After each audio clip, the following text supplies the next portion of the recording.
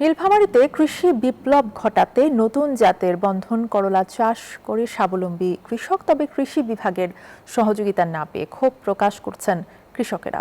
এ বিষয়ে বিস্তারিত জানাতে যুক্ত আছেন নীলফামারী থেকে সহকর্মী আব্দুর রশিদ শাহ, তার কাছে চলে যাচ্ছি। রশিদ, চাষাবাদ নিয়ে আসলে কৃষি বিভাগের বিরুদ্ধে কৃষকেরা যে অভিযোগ করেছে সেই বিষয়ে একটু জানাবেন।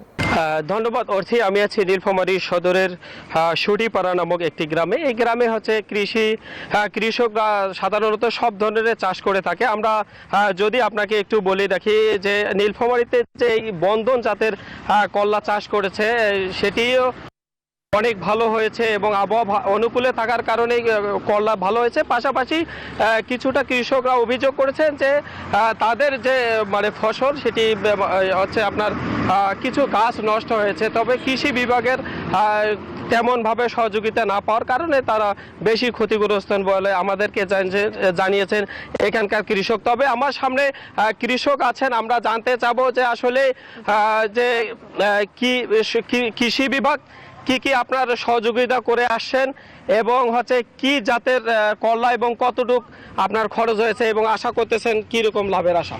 আমি করলা আবাদ করছি, বন্ধন করলা। আমি 100 শতক মাটিতে আমি করলা আবাদ করছি। সে বর্তমান করলা মনে করছে গাছ আমার মরি যাইতেছে, গাছ মনে করছে দিন দিন অনে যাইতেছে। তা মনে করছে 1,82,000 টাকা আমার খরচ। সে আমার মনে করছে সরকার থেকে দিয়ে আমার মনে করছে জিএসও থইছে। বর্তমান সে জিএস আমার ভুই দিয়ে হাঁটি যায়, সে আমাকে কোনো পরামর্শ দেয় না।